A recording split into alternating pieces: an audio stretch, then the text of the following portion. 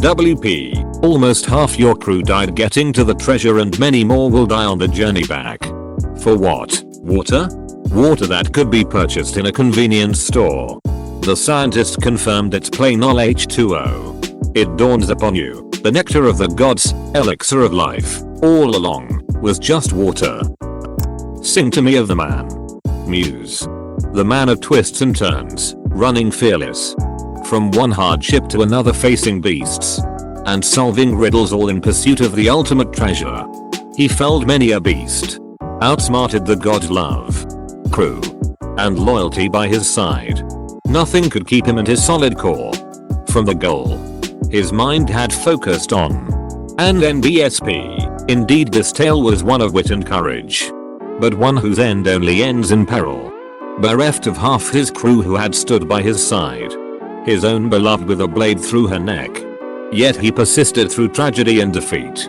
He scaled the great mountain and got to the spring to spit in the eyes of gods. And the fates themselves. He was immortal. You see. Not of God. Only men. But he too would rise once he'd partaken the elixir. And NBSP, you and I know. However. The true cruelty of the fates. And NBSP, on the top of Mount Olympus. Athena confronted her father. King of the gods and of the skies. Zeus looked down with laughter. Tell me, daughter. The king rumbled. Tell me you have not come to plead on the behalf of this feeble mortal man. And NBSP, Athena, her eyes alight, shook the mountain as she spoke. That man is not feeble. He was braved Carathis and Herm's tricks. He has seen betrayal and felt love lost. Why would you lead him on this fool's quest? And NBSP, daughter, your heart is just, but you of all people should know matters of the mind trump those of the heart. Men will hear of this tale till time immemorial. Of man's defeat and the jaws of victory. Never again will a mere mortal rise. Never again will one dare spit in our eyes. And NBSP, and so returned our valiant hero. With a heavy heart. Filled with grief and with pride, for he had done what he set out to do, notwithstanding the price. And NBSP, it was not until he went to the wise man's house who tested and tasted and prodded and tried did our hero discover the true nature of his prize. What his crew had perished for, what his beloved had given her life for. It was no nectar of life. No elixir of power. It was naught but water. Giver of life and power. Indeed. Just as the fates had foretold. And NBSP, the last immortal saw him. He traveled without direction, his eyes empty. Going through the motions of life but not really living. This story's first line is a direct quote from the Odyssey by Homer. And the rest of the style is inspired as such. This is my first shot at doing anything like this. If not good. Hopefully it was at least enjoyable, haha. Jolly. Jolly, let's get to it, crew. The elixir will be ours. Jolly. Jolly. Bettered the entire crew. Wahoo. Yelled my first mate, Sea Slugger. We had everything we needed, included the proper supplies so we wouldn't subscribe to the poor nutrition. We traveled with other ships on by our side to prevent any attacks. We paid off other people to lie about how we would take the longest destination to the location. As to trick the other pirates. Lest they choose to attack us on the way there. Unfortunately we weren't that lucky. Or maybe I wasn't as smart as I thought I was. Things went badly. It was like we were amateurs. The problem was that we grew too confident from our many victories. We faced attacks from 3 different pirate waves. The first was other ships attacking us. It turned out someone on the ship was a mole plant.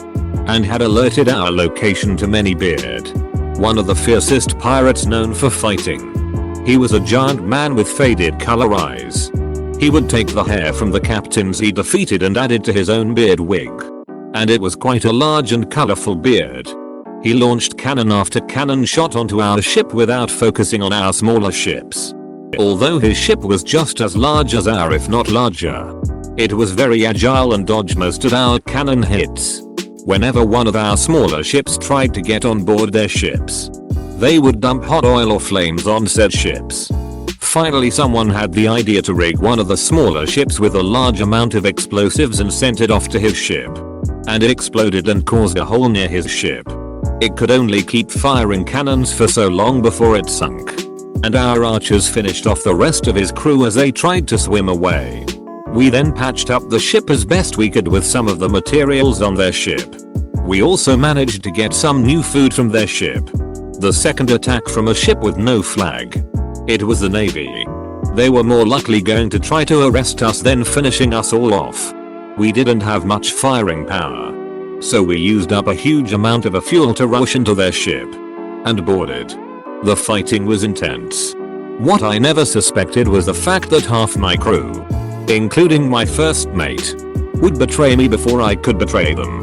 We didn't notice some of them staying behind us so they could have our backs. And took them they did. But through sheer will and odd fortune we won. At the end we found a large swathe of dead Navy men around Manybeard, who was also laying motionless.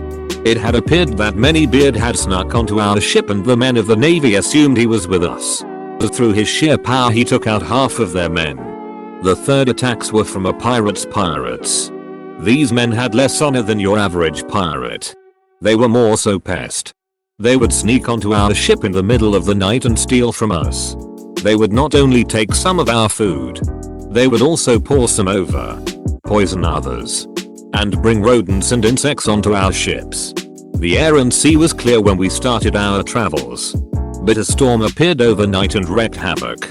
Wave after wave crashed onto the ship and at its sides. The sounds it made as it crashed were just as loud as the thunder around. The sound it made the crew yelp was just as terrifying.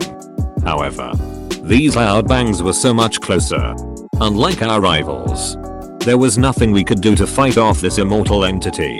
We were on the constant edge until we got to the location. We didn't believe our brains would be able to process the treasure inside the chest when we started. And weren't able to when we got there.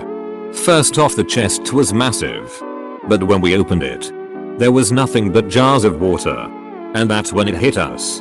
That water was nothing more than the elixir of life. I was alerted to fact that other ships were approaching the island with only our ship on the beach. They wouldn't believe us when we told them the treasure was just water. Was it really worth fighting our way out of here? That's fucking water. Mate. Jack downed the last of his canteen. Refilled it. Drained it again. And swiped his arm across his mouth, throwing shimmering droplets into the air. Damn good water. Clean and clear as hell. But still just water. Liam leaned against the cliff wall, face in hands. It can't just be water. Yeah. But it is though. We need to take a sample back to camp. It's water. Buddy. We've got gallons of it back at camp. Well, we can't go back empty-handed. If you think bringing water back is better than coming back empty-handed, then be my guest. The things we went through. The people we lost. All for nothing. Water's not what we were looking for. But it's not nothing. It's nothing to us. Sure. But it wasn't nothing to the people what came before us. Was it? Look around. Jack spread his arms and did a slow, full turn, taking in the stunning array of plant life. The waterfall cascading into the lake. The great dunes in the distance, peeking into the mouth of the valley. Nothing but hundreds of miles of desert in every direction. And here, smack dab in the middle of the hottest, most miserable nightmare of a place on the planet, we're standing in a bona fide goddamn paradise. That really not get your noggin going? Liam paced, one hand stroking the patchwork beard he'd grown the past few weeks. What are you suggesting? Not suggesting nothing. Just saying we should keep looking.